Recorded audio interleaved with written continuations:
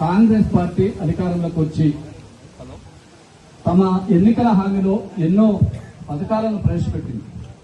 అది ఇస్తాం, ఇది ఇస్తాం, మోచేతికి బెల్లం పెట్టి నాకు ఇస్తామని చెప్పి లేని హామీలను ఇచ్చి ప్రజలనంతా మాయ మాటలో పెట్టి మోసం చేసి అధికారంలోకి వచ్చింది.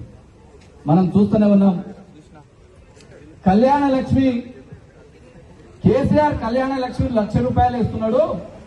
కళ్యాణ లక్ష్మి 1,00,000 రూపాయలతో పాటు నేను 1 తులం బంగారం ఇస్తా అని చెప్పి ఆ రోజు ఎన్నికల ముందు హామీ ఇచ్చింది.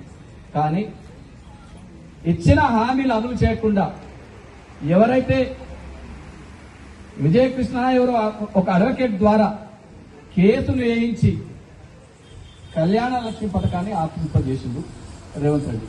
అసలు ఈయన కోర్టులో వేసింది ఎవరు? ఆయన ఏ పార్టీ?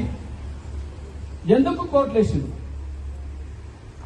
కేసీఆర్ గారు ఎన్నికల హామీలో ఈ కళ్యాణ లక్ష్మి ఇస్తానని చెప్పి ఎక్కడ రాయలేదు. ఏ ఎన్నికల వాగ్దానంలో నేను కళ్యాణ లక్ష్మి పథకం ఇస్తానని చెప్పి ఎక్కడ చెప్పలేదు. అయినా ఆయన ఆలోచించింది.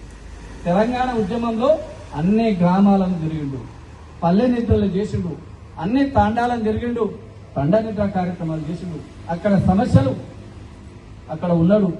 పొద్దునే లేచి ప్రతి కుటుంబం దగ్గరికి పోయిండు, ప్రతి వ్యక్తి దగ్గరికి పోయిండు. వాళ్ళ గోసలేంది, వాళ్ళు ఏం బాధపడుతున్నారు, వాళ్ళ బాధలేందని తెలుసుకొని ఆ రోజు అక్కడ జరిగిన సమస్యలను ఆయన మదిలో పెట్టుకున్నాడు. అక్కడ ఒక కుటుంబంలో మధ్యల బండ తాండా కానీ, వరంగల్ ఇంకో తాండాలు కానీ, అక్కడ వరంగల్ ఒక తాండాలో ఇల్లు కాలిపోతుంది.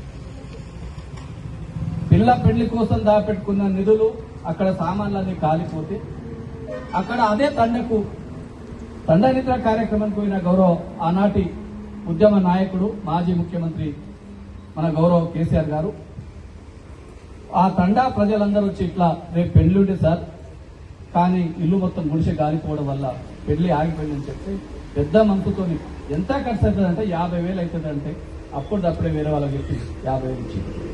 అదేవిధంగా ఇక్కడ మధ్యలబండ తాండాలో హిమాచల్పూర్లో కూడా ఒక భర్త చనిపోయిన మహిళకు 2 ఆడపిల్లలు ఉంటే ఆ 2 ఆడపిల్లలు పెళ్లి చేయలేక ఉంటే తక్షణమే 1,00,000 రూపాయలు ఇచ్చి పెళ్లి చేయించారు. అంటే కింది వర్గాల ప్రజలకు సంబంధించింది 1,00,000 రూపాయలు 50,000లో పెళ్లిళ్ళు అయిపోతున్నాయి. కానీ ఆ రోజు పరిస్థితుల్లో అమ్మాయి ఉడితే నిజంగా నేను ఒక గిరిజన బిడ్డగా, ఒక లంబాడి బిడ్డగా మా తండా ఒకప్పుడు ఒక 30-40 సంవత్సరాల కిందట మా ఇంట్లో ఒక ఆడపిల్ల పుడితే నా ఇంట్లో లక్ష్మి పుట్టిందిరా అనుకునేవాళ్ళం. నా ఇంట్లో ఒక లక్ష్మి పుట్టిందని అనుకునేవాళ్ళం. కానీ రాను ఈ వరకట్న వ్యవస్థ మా తండాలలో లేకుండే మేమే ఎదురు అమ్మాయిల వాళ్ళకి పెళ్లి చేసుకోవాలని కట్నాలు ఇచ్చి పెళ్లి చేసుకునేవాళ్ళం. కానీ గ్రామాల్లో ఉండే ఈ హిందూ వ్యవస్థ నుండి వచ్చే కట్నం అంతా మా తండాలలో పాకడం వల్ల ఈ వరకట్న వ్యవస్థ మా దాంట్లో కూడా వచ్చింది. అరే లక్షల రూపాయలు మేము కట్నాలు ఇవ్వలేమని చెప్పి రాను అయ్యో అమ్మాయి ఉడితే అయ్యో రేపు పెళ్లి చేయాలంటే 1,00,000 రూపాయల కట్నం ఏడుతూ చేయాలని చెప్పి రకరకాలుగా అమ్మడమా లేదా చంపేయడం అట్లా జరిగింది. అలాంటి స్థితిని కేసీఆర్ గారు గమనించి ఎందుకు ఒక మేనమామలాగా వాళ్ళకు అండగా ఉండాలి, వాళ్ళకు ఒక 50,000 ఇస్తే పేదలకు పెళ్లిళ్ళు అయిపోతాయని చెప్పి ఆలోచనతో, అదే కాకుండా ఆ రోజు బాల్య వివాహాలు చాలా జరిగేవి.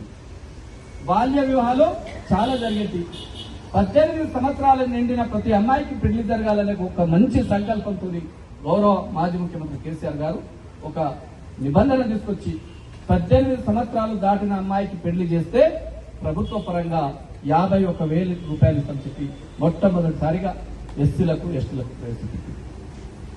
దాని అనంతరం కొద్ది రోజుల తర్వాత ఇంకా బీసీలలో పేదలున్నారు, అగ్రవర్ణ పేదలలో కూడా పేదలున్నారు. కాబట్టి ఈ అగ్రవర్ణ పేదలతో సహా అందరి మహిళలకు 18 ఏళ్లు నిండిన ప్రతి ఒక్కరికి 75,000 రూపాయలు ఇస్తామని చెప్పి కొన్ని రోజుల తర్వాత మళ్ళీ 75,000 రూపాయలు ఇచ్చింది.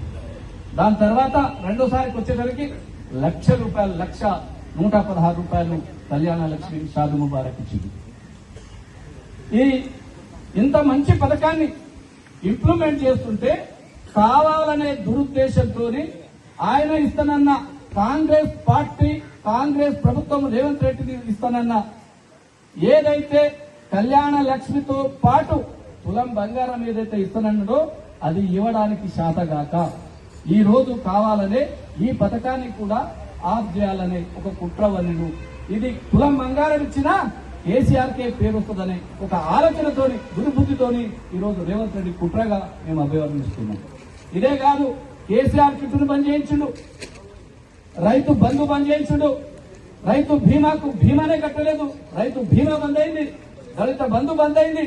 ఇట్లా అనేక సంక్షేమ కార్యక్రమాలను ఈ రోజు రేవంత్ రెడ్డి సర్కార్ అంతా సొంతలో దొరికింది. ఎన్నికల్లో హామీలు ఇచ్చిండు, బీసీలకు బీసీ డిక్లరేషన్ అన్నాడు, ఎస్సీలకు ఎస్సీ డిక్లరేషన్ అన్నాడు, యువత డిక్లరేషన్ అన్నాడు, ఈ రోజు రైతులకు రైతు డిక్లరేషన్ అన్నాడు. కానీ ఏ ఒక్క డిక్లరేషన్ అమలు చేయకుండా ఈ రోజు మొత్తం రాష్ట్రాన్ని మొత్తం నాశనం చేసేసి మొత్తం అప్పుల కుప్పగా చేసేసి తన కుటుంబం మాత్రం ఈ రోజు కోట్ల గడుస్తున్నారు. హైదరాబాద్ చుట్టుపక్కల ఉన్న పేదల భూములని గుంజుకొని ఈ రోజు పేదల భూములను గుంజుకొని తమ పొట్టలు మాత్రం గడుపుకుంటున్నారు. కాబట్టి రాబోయే రోజుల్లో కాంగ్రెస్ పార్టీకి తగిన గుణపాఠం చేద్దాం. మనము ఈ సంక్షేమ పథకాలు కొనసాగించే విధంగా ప్రతి ఒక్కరూ పోరాటం తెలియజేస్తూ ఈ అవకాశం ఇచ్చిన మీ అందరికీ పేరు పేరున ఉద్యమం తెలియజేస్తూ ముగుస్తున్నా. జై తెలంగాణ, వర్ధిల్లాలి కేసీఆర్ గారి నాయకత్వం, వర్ధిల్లాలి కేటీఆర్ గారి నాయకత్వం, వర్ధిల్లాలి అంజన్న గారి నాయకత్వం. జై తెలంగాణ. Thank you.